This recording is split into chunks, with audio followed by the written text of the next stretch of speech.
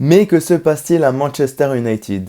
En déclin au niveau des résultats sportifs depuis le départ de Sir Alex Ferguson en 2013, le club le plus titré de Premier League ne semble pas réussir à retrouver ce qui faisait sa gloire passée. Au contraire, Manchester s'enlise dans des problèmes extrasportifs de tout type, en plus des résultats sportifs loin d'être convaincants, bloquant le club dans son développement, là où les autres grands clubs ont réussi à s'adapter à l'ère du temps.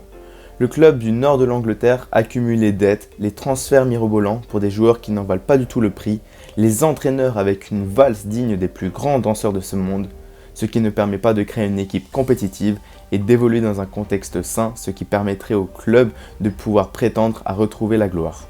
Au sommet de tout ça, la famille Glazer, qui semble vraiment en fin de cycle et qui n'arrive plus à gérer le club comme il le devrait. Le constat général qu'on peut tous faire de ce club, c'est qu'il y a une multitude de problèmes, passant par une mauvaise gestion globale, en passant par le plan sportif et par le plan extrasportif.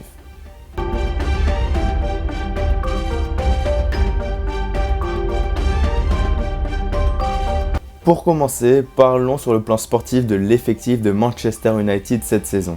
Quand tu regardes les noms des joueurs qui composent l'effectif actuellement, ça ne fait pas rêver. Il est difficile de dire que c'est une équipe qui est armée pour se battre pour le titre. Alors oui, il y a des noms qu'on connaît tous et qui ont une carrière internationale parmi ces joueurs, mais la plupart sont loin d'avoir le rendement qu'on attend d'eux, mais aussi qui ne collent aucunement au projet sportif cohérent qui pourrait être bénéfique pour le club. Je pourrais parler de principalement 3/4 de l'effectif de Manchester United, mais je vais surtout m'attarder sur certains cas qui pour moi sont ceux qui nous parlent le plus. En commençant par Harry Maguire, bien évidemment, transféré pour 87 millions. Le problème avec lui, c'est qu'on lui donne tout de suite les clés de l'équipe, en lui donnant notamment le capitanat. Comment tu peux donner le brassard de Manchester United à un mec qui vient d'arriver? Même si aux premiers abords, lors de ses premières séances d'entraînement, de ses premiers mois, il montrait des qualités de leadership, pour avoir le brassard dans un club qui est censé être de grande envergure, c'est un long processus.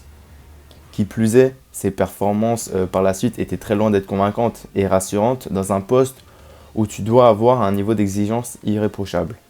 Il a coûté beaucoup de buts et beaucoup de points à Manchester United depuis qu'il est là. Après, au fond, je pense pas que c'est un mauvais défenseur en soi. Mais l'importance et peut-être les responsabilités qu'on lui a données dès son arrivée n'ont pas du tout facilité son intégration et n'ont pas du tout facilité le fait qu'il puisse faire de bons matchs et apporter ses qualités à l'équipe.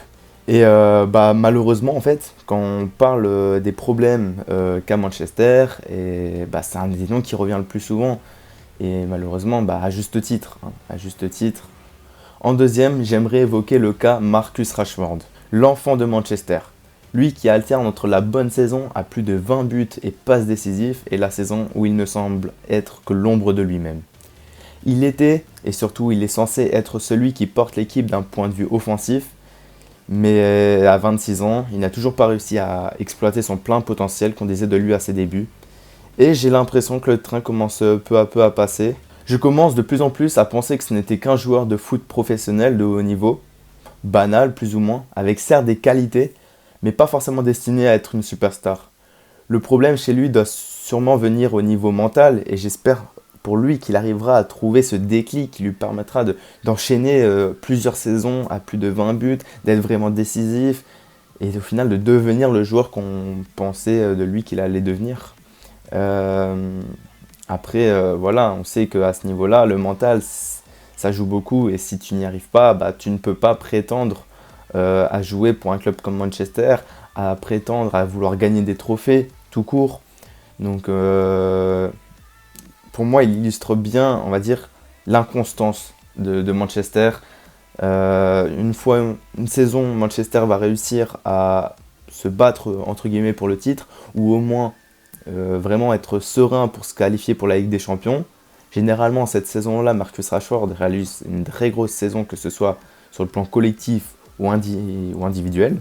Et quand justement United passe à côté de sa saison, tout comme Harry Maguire, c'est un des noms qui revient le plus souvent parce qu'il n'est pas décisif.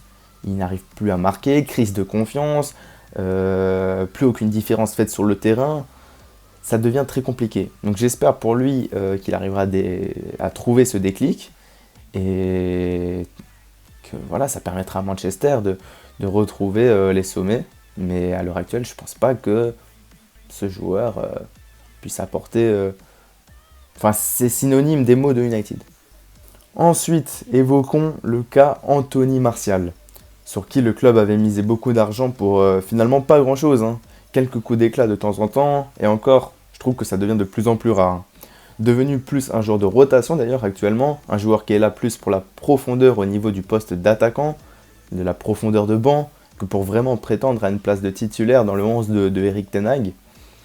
Lui aussi n'est plus tout jeune, il arrive à 27 ans. Le train semble aussi être en train de passer, surtout qu'il est au club depuis 2015. Il y joue actuellement sa 9e saison, et pour un joueur qui est là depuis 9 ans, on ne peut pas dire qu'il a vraiment marqué les esprits. Lui qui n'a réalisé qu'une seule saison à plus de 30 buts et passes décisives, toutes compétitions confondues en 2019-2020, avec 23 buts et 12 passes décisives. Pourtant, sa première saison était prometteuse, avec 17 buts et 9 passes décisives en 49 matchs, toutes compétitions confondues. Et c'était seulement à 18 ans.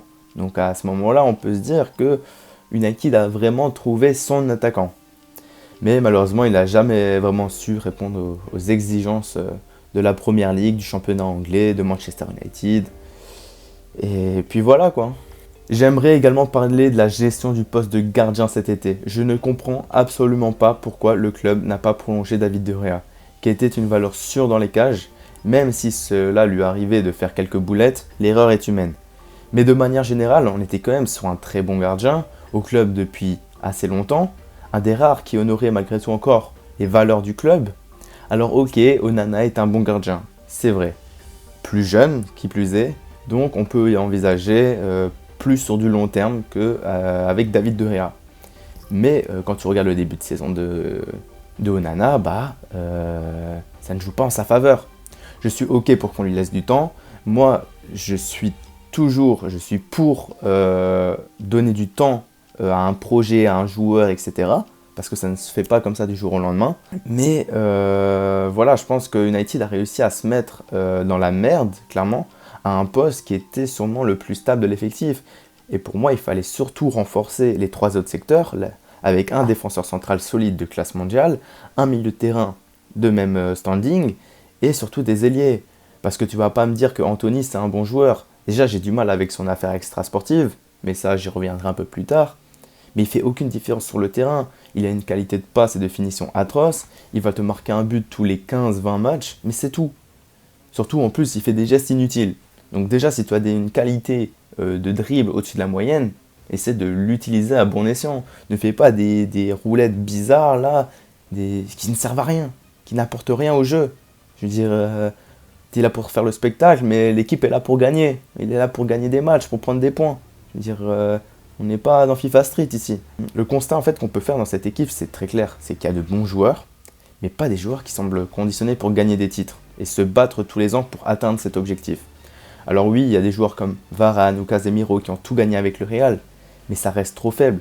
Surtout qu'en dehors de ça, on n'a pas l'impression qu'un collectif se crée vraiment à Manchester, comme on peut le retrouver à Arsenal ou dans d'autres grands clubs. On a l'impression que Manchester United devient de plus en plus un club de mercenaires, et ça, c'est bien désolant. Ensuite, il faut aussi parler du recrutement fait par Manchester United, parce que c'est juste une catastrophe sans nom. C'est la caricature parfaite de vouloir jeter l'argent par les fenêtres. On retrouve aussi l'image d'un club qui a les moyens, mais puisqu'ils ont les moyens, ne travaillent pas suffisamment, logiquement, dans la recherche du profil parfait. J'ai l'impression, en fait, qu'ils voient un joueur faire de bonnes choses, marquer, faire des stats, sans même regarder s'il pourrait vraiment correspondre au collectif, ça dégaine des sommes mirobolantes pour que personne ne passe devant et chipe le joueur en question. Mais ne vous inquiétez pas, personne de toute façon serait passé devant vous. Mettre des 105 millions sur Pogba, qui était peut-être à la base une bonne idée au départ, mais le temps n'a pas donné raison puisqu'il n'a jamais retrouvé son niveau qui était le sien à Turin. Ensuite, mettre des 60 millions, des 95 millions sur des Martial, sur des Anthony qui n'avaient encore rien prouvé internationalement parlant, alors oui, le pari sur l'avenir, etc., c'est bien beau, mais quand tu paries sur l'avenir, tu fais en sorte d'avoir déjà quelqu'un de solide à ce poste, et tu ne lances pas un mec directement comme ça, dans le grand bain de la Première Ligue, car tu l'as payé super méga cher. En dehors de ça, on peut aussi évoquer les 85 millions pour Jadon Sancho. Alors oui, peut-être que il les valait un peu plus que les deux autres. Son prix était un peu plus justifié. Mais encore, je trouve que par rapport à sa dernière saison à Dortmund, ça fait cher parce qu'elle était loin d'être étincelante, autant dans le jeu que dans les stats. Il avait fini avec 8 buts et 11 passes décisives en championnat dans sa dernière saison à Dortmund. Et pourtant, sa saison précédente, il avait tout explosé avec 17 buts et 16 passes décisives en championnat. Donc 85 millions pour un mec qui est à peine à 20 buts, 20 buts et passes décisives en championnat. Je trouve que ça fait cher, ça fait très cher. Sans parler, encore une fois, des 87 millions pour notre Harry Maguire national. Alors ok, le mec sortait d'une bonne saison à Leicester, mais pourquoi avoir mis autant ? Pourquoi être tombé dans le piège de la surenchère pour un joueur qui n'en valait pas plus de 30-35 millions ? Et encore, je pense que je suis gentil, hein, parce que je trouve que ça fait encore cher. Alors ok, certains me diront que c'est à cause de l'attractivité de la Première Ligue et de l'Angleterre, de manière générale, mais ça n'explique pas tout. Je ne cite que ces cas-là parce que je pense que c'est les plus parlants, mais il y en a tellement qu'on pourrait citer, comme les Van de Beek, comme les Memphis Depay, comme les Matteo Darmian, comme les Fred, et j'en passe, mais il y en a tellement. À United, c'est juste une catastrophe sans nom les transferts. Il y a peut-être un bon transfert tous les 3-4 ans, c'est tout, qui est vraiment décisif, qui apporte vraiment quelque chose à l'équipe. Ce qui ressort de tout ça, c'est que vraiment que le club a une cellule de recrutement juste incompétente. Ça me rappelle l'histoire avec Moussa Diaby, où c'était Ralph Rangnick qui avait justement parlé de ce joueur aux recruteurs. Et ces recruteurs ne connaissaient ni d'Adam ni d'Ève Moussa Diaby, alors qu'il a fini la saison avec 16 buts et 13 passes décisives en 42 matchs, toutes compétitions confondues, avec Leverkusen lors de la saison 2021-2022. Et maintenant d'ailleurs, il évolue sous le merveilleux Aston Villa de Unai Emery. Donc moi je comprends pas comment fonctionne ce club. Pour finir sur le plan sportif, parlons un peu de la valse des coachs qu'il y a eu depuis le départ de Sir Alex Ferguson en 2013.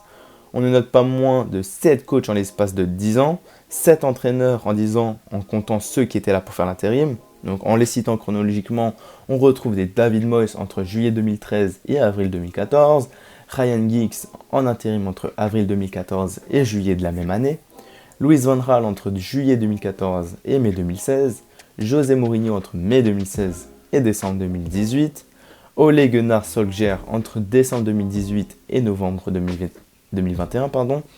Lui a d'abord d'ailleurs été coach intérimaire avant d'être conforté au poste d'entraîneur principal, mais celui-ci n'a pas non plus tenu puisque Michael Carrick l'a remplacé en intérim entre novembre 2021 et décembre de la même année, soit durant un mois, avant que Ralph Rangnick ne prenne la succession de décembre 2021 jusqu'à la fin de saison de l'année 2022. Et depuis juillet 2022, Erik ten Hag qui est toujours au poste. Chacun des coachs qui ont été embauchés sur du long terme n'ont quasiment pas tenu plus de 2 saisons, avec toujours une sorte de cassure quand il fallait entamer la seconde saison, après souvent de belles promesses sur la première saison pour certains. Et c'est notamment le cas avec Erik ten Hag qui a réalisé quand même une première saison plutôt correcte, donc on attend plus encore de Manchester, mais c'est prometteur. La deuxième saison a commencé et on est encore dans le même schéma à se demander si c'est vraiment lui l'homme de la situation. On semble constater une nouvelle cassure dans l'équipe, on en vient même encore à se demander si le problème ce sont vraiment les coachs.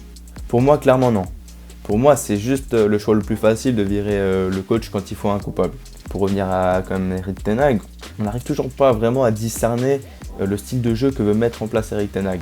Peut-être qu'il n'a pas les joueurs qui lui conviendraient le mieux, mais de manière générale, on a l'impression qu'il se calque beaucoup plus sur l'adversaire comme le ferait un club de seconde partie de tableau. Et pour un club comme United, ça ne devrait pas fonctionner ainsi. C'est à Manchester de vouloir imposer son style de jeu et ses idéaux. Et pourtant, à son arrivée en Angleterre, on pouvait lire de Erik ten Hag que c'était un entraîneur inspiré par la vision du football qu'avait Johan Cruyff, avec un jeu loin d'être ennuyant, porté sur la possession et sur un jeu offensif avec une tactique toujours plus poussée à l'extrême, avec une organisation et des détails toujours plus précis. Dans la philosophie de jeu de Erik ten Hag, les matchs se gagnent grâce à l'attaque, donc il faut toujours avoir un but de plus que l'adversaire. Tu gagnes 5-4, c'est pas grave, t'as gagné, t'as mis 5 buts, t'as fait du spectacle. Voilà, c'est tout ce que demande Erik ten Hag. Mais finalement, on retrouve une équipe sans réelle marque de fabrique, sans philosophie de jeu claire comme on peut le retrouver au Bayern, ou à City, ou encore au Barça. Et je pense qu'à l'heure actuelle, tu ne peux pas prétendre avoir grand si déjà tu ne te démarques pas des équipes moyennes de ton championnat. Car c'est ce qu'est devenu Manchester United actuellement. Certes, une équipe moyenne haute, mais une équipe moyenne quand même. J'espère que le temps donnera raison à Erik ten Hag, parce que pour moi, le virer, ça ne ferait qu'empirer les choses, ça serait refaire toujours les mêmes erreurs. C'est comme si maintenant on demandait à un enfant de ranger sa chambre et qu'il met tout dans l'armoire pour tout cacher. Sauf qu'à un moment, à force de mettre dans l'armoire, les problèmes finissent par revenir parce que l'armoire explose. Et c'est ce qui se passe à United depuis 2013. Ils essayent de cacher comme ça, sauf que les problèmes y reviennent toujours. Et on se demande mais comment ça se fait? Mais réglez-les vos problèmes, réglez-les. Ne laissez pas comme ça les choses couler indéfiniment. C'est pas possible. Comment tu veux fonctionner si ton organisation est mauvaise? C'est pas possible. C'est pas possible.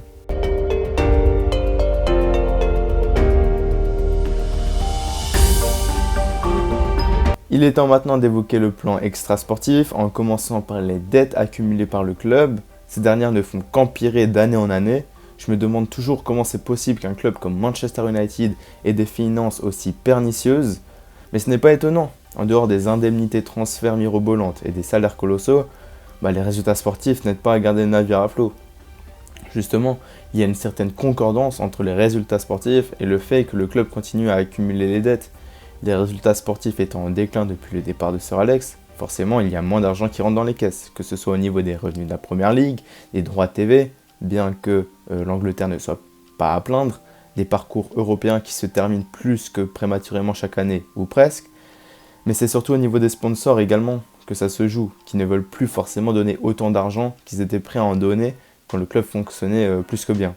On peut rajouter à cela la période du Covid qui a fragilisé encore un peu plus drastiquement les finances du club, qui ont de ce fait dépassé des plafonds jamais atteints. Un article de l'AFP d'ailleurs, publié par le journal L'Équipe le 22 septembre 2022, met clairement en avant les propos que je viens d'énoncer.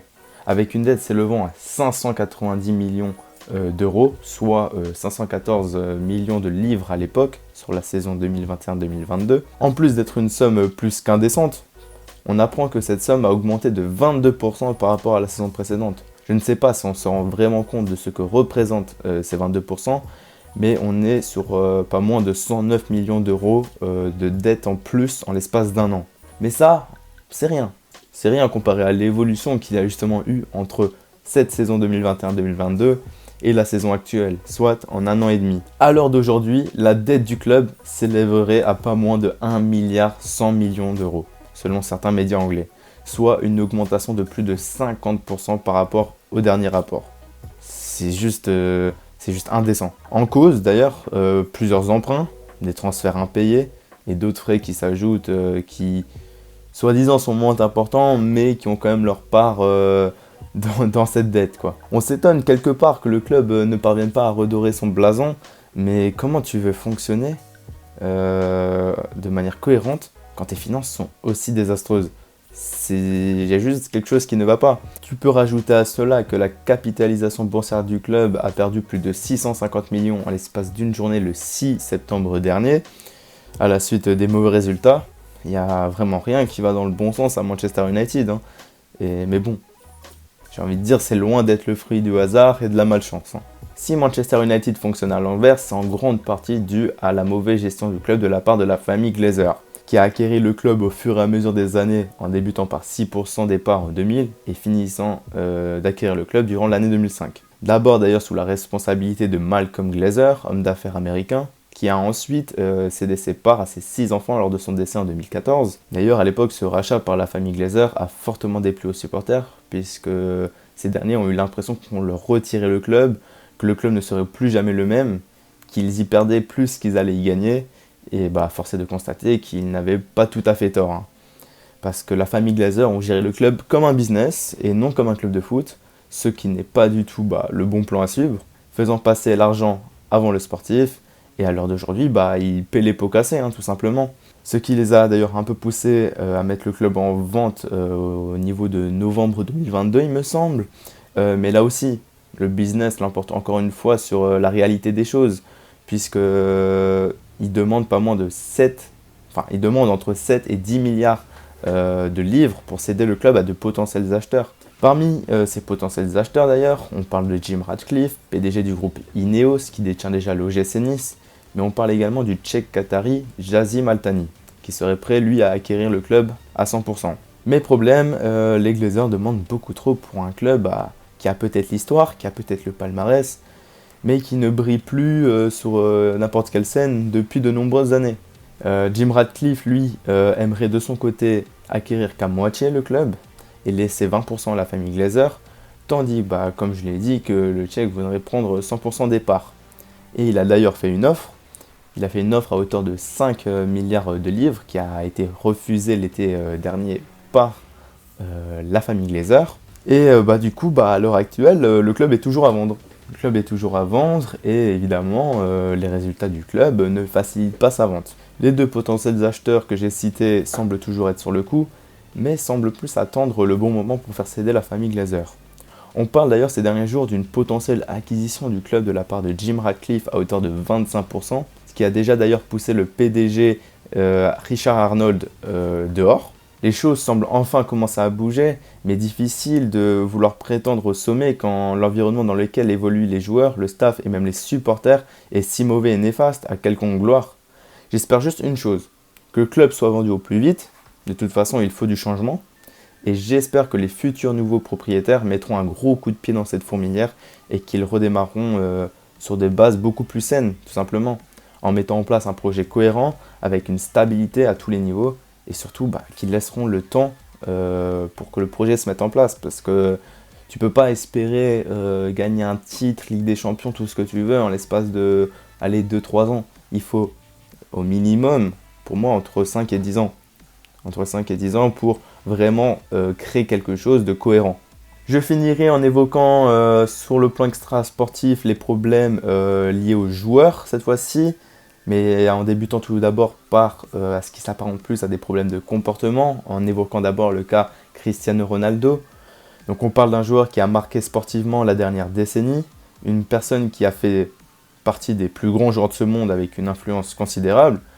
Donc le mec décide de revenir dans le club qu'il a fait découvrir aux yeux du monde entier. Il te permet lors de la saison 2021-2022 de ne pas couler en te sauvant à plusieurs reprises en Ligue des Champions et en te portant en championnat avec 18 réalisations. United qui terminera 6ème cette saison et c'est en grande partie grâce à la saison de Ronaldo parce que je ne sais pas si Manchester serait parvenu à accrocher une simple place européenne sans Cristiano Ronaldo. Et là, la saison dernière, il est envoyé sur le banc par Erik ten Hag. Choix sportif ou non, il est sur le banc. Mais ce qui me dérange un peu plus, c'est qu'il a été mis en avant comme le problème des maux de Manchester United. Il décide donc de, logiquement, réaliser une interview avec le média anglais Talk TV, mi-novembre 2022, en disant tout haut ce que tout le monde pense tout bas de la gestion du club, notamment en critiquant la famille Glazer ouvertement, en pointant du doigt le manque d'ambition sportive. Il a même fait référence à l'époque au fait que certaines installations au sein du club n'ont pas été renouvelées depuis son départ pour le Real Madrid en 2009. Il ira même jusqu'à dire qu'il se sentait trahi par les dirigeants du club et par son entraîneur. Et je me souviens qu'à l'époque, on essayait de faire passer cette histoire comme un caprice de star de la part de Cristiano Ronaldo. Alors qu'au contraire, pour moi, il y avait enfin quelqu'un qui avait osé dire ce qui n'allait pas dans le club. Et en plus, qui plus est, c'est Ronaldo, donc c'est pas n'importe qui, c'est quelqu'un qui a vraiment peut-être un peu de pouvoir, mais qui est surtout entendu par beaucoup de monde. Son influence aurait dû permettre au club de se dire « c'est vrai qu'on fait n'importe quoi, notre méthode n'est pas la bonne ».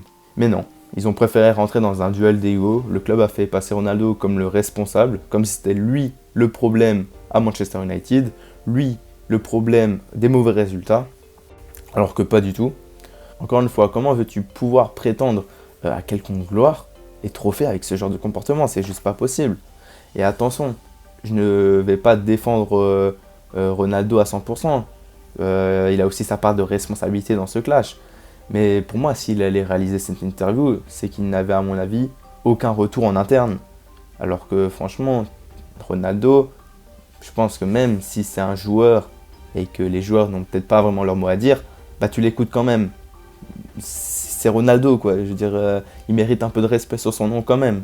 Ensuite, à ça, tu peux rajouter le cas de Jadon Sancho. On ne connaît pas toutes les vérités autour de sa mise à l'écart, mais je pense que cette histoire n'a pas du tout lieu d'être. Des clashs dans une équipe, c'est quelque chose qui peut arriver, mais il faut savoir ranger son ego de côté par moment, et je pense que Sancho et Erik ten Hag n'ont pas su le faire. Peut-être que dans le fond, Jadon Sancho a raison, et que Erik ten Hag s'est mal comporté avec lui, Mais quand le coach te fait des remarques, c'est qu'il y a souvent une part de vérité. Alors certes, il y est peut-être allé un peu fort, mais Jadon a aussi sa part de responsabilité dans l'histoire. En lui donnant la possibilité de s'excuser, Eric Ten Hag fait sa partie du chemin. Donc quelque part, Jadon fait aussi ta partie du chemin de l'autre côté et ne te comporte pas comme un enfant. D'ailleurs, Jim Ratcliffe, potentiel acquéreur de Manchester United, serait en train de pousser en interne pour essayer de rabibocher les deux concernés en mettant fin à leur querelle, car pour lui cette sanction n'a pas de sens vu de la situation dans laquelle se trouve déjà le club et qu'il faut que tous les éléments soient concernés pour remettre l'équipe et le club sur de bons rails. En refusant de donner ses excuses, Jadon Sancho ramène un problème de plus aux nombreux problèmes auxquels doit faire face le club, et le club n'a pas besoin de ça en plus. C'est déjà suffisamment la merde, je pense, au sein du club. Surtout au niveau des affaires extrasportives avec la justice, je ne vais pas plus rentrer dans l'analyse, mais du moment que tu t'en prends à ta femme, de quel droit le club accepte que le joueur reporte le maillot de Manchester? Quelque part, c'est comme accepter les actes que le joueur a commis et que tu le soutiens là-dedans, ce qui est plus qu'aberrant. La question ne doit même pas se poser. Si les faits sont avérés, rupture de contrat, point, basta. Bien évidemment, je fais référence au cas Anthony et Mason Greenwood. Pour Greenwood, pour moi, il y a quelque chose qui me gêne encore plus qu'avec Anthony, c'est que le mec a encore son contrat. On a surtout attendu en plus 1 an et demi avant de prendre une décision le concernant. Et derrière, on n'aura même pas son contrat, suite à la décision, on le prête. On le prête à rétafé. Donc quand tu prêtes un joueur, c'est que tu t'attends à soit qu'il retourne dans ton équipe à la fin de son prêt, parce qu'à l'heure actuelle il ne rentre pas dans tes plans, soit que tu espères le vendre au retour de son prêt. Et dans les deux cas, c'est à vomir, c'est juste à vomir. Le club serait donc prêt à le réintégrer dans son équipe, alors que l'équipe féminine s'était ouvertement opposée à son retour et n'accepterait en aucun cas le retour d'un mec qui a frappé sa femme au sein du club, ce qui est totalement logique et justifiable. C'est n'importe quoi. Soit que le club espère retirer de l'argent d'un futur transfert d'un mec qui a frappé sa femme, et ça franchement c'est encore plus lunaire.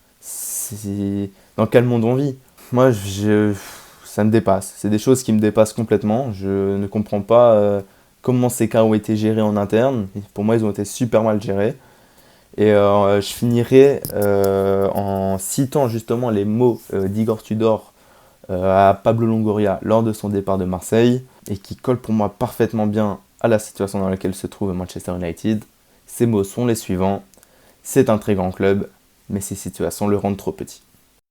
Donc voilà, c'est la fin de la vidéo, j'espère que celle-ci vous aura plu. Elle a demandé un peu plus de travail de recherche que les deux précédentes, c'est pour ça qu'elle a pris un peu plus de temps à sortir. En tout cas, moi je suis content de cette vidéo, d'en avoir parlé, etc. Et puis voilà, on se retrouve dans quelques semaines pour la prochaine vidéo. Ciao!